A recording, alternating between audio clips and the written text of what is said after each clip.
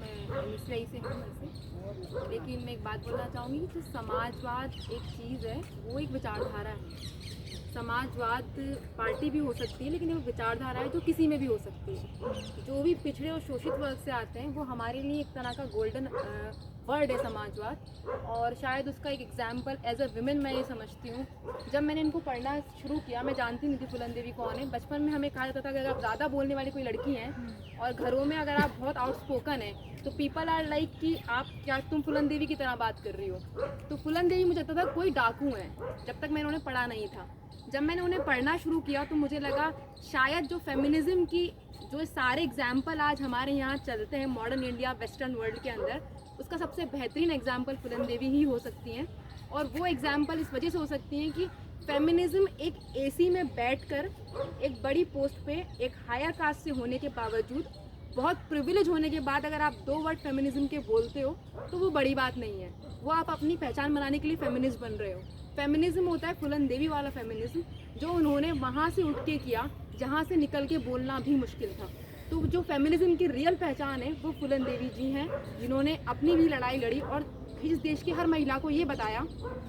कि एक तो आपने देखा होगा कभी भी कोई महिला आगे बढ़ने की कोशिश करती है या कभी भी कोई महिला जब अपना स्पेस बनाने की कोशिश करती है तो उस पर सबसे पहले जो सवाल उठता है उसके कैरेक्टर पे सवाल उठता है। तो फूलन देवी जी ने ये चीज़ बताई कि कैरेक्टर हमारा खराब, महिलाओं का कैरेक्टर पे कोई क्वेश्चन करने से पहले जो पुरुष उनके कैरेक्टर पे क्वेश्चन उठा रहे हैं वो अपने कैरेक्टर के बारे में सोचें। जब उनके साथ रेप किया गया, उन्हें गांव में फैलाया गया, तो शायद कोई और लड़की होती तो वो सुसाइड के बारे में सोचती और उन्होंने भी कहीं ना कहीं सोचा होगा, लेकिन उन्होंने उस सब को खारिज करते हुए लड़ने का सोचा। तो ये सोच जो फेमिनिज्म की है, ये हम महिलाओं में, जो भारत की महिलाएं जो एक ऐसे वर्ग से उठ के आती हैं जहाँ शायद शोषण और पिछड़ापन बहुत ज़्यादा प्रिडोमिनेंट है, तो वो एक हम लोगों को सोच आगे लेके जानी पड़ेगी फूलन देवी जी की। और एक सबसे बड़ी चीज़ जो मुझे पर्सनली इनकी इंस्पायर करती है वो ये करती है कि हम जो सोचते हैं कि हम किसी वर्ग से आते हैं और शायद हम वहाँ तक नहीं पहुँच पाएंगे, संसद तक पहुँचना मुश्किल है, तो उनका उनका एग्जाम्पल है कि अगर हम किसी भी वर्ग से आते हैं, अगर हम में वो चाह है अपनी आवाज़ उठाने की, तो हमारे लिए कोई रास्ता मुश्किल नहीं है और वो रास्ता बनाना हमारा खुद का काम है। बीइंग अ विमेन मुझे लगता है कि बहुत मुश्किल है पॉलिटिकल उसमें सिनेरियो में अपने आप को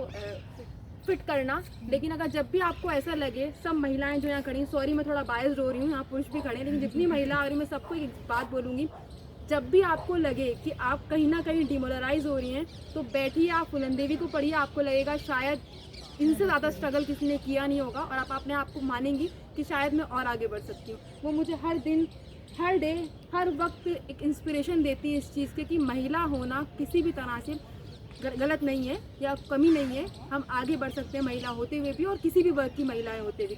और सबसे बड़ी बात ये कि किस तरह की महिलाओं को स्पेस दिया जा रहा है, ये देखना ज़रूरी है कि एक ही वर्ग की महिलाएं, एक ही क्लास की महिलाएं आगे आ पा रही हैं, एक ही कास्ट की महिला आगे आ पा रही हैं। महिला सशक्तिकरण हो रहा है इनकी नज़रों में। हो सकता है फेमिनिज्म की कई विमेन स्टडीज़ में अलग अलग महिलाओं को पढ़ाया जाता है, तो मेरा ये मानना है कि उस तरह की महिलाओं को लाओ जिससे हम मैच कर। चार्ली चैपलिन का एक है कि उसे सब अपना जैसा, सब उसको अपना जैसा मानते थे चार्ली चैपलिन को। तो हम जब कनेक्ट कर पाएंगे इंडिया की वो विमेन जिन्हें आगे बढ़ना चाहिए, हम तब कनेक्ट कर पाएंगे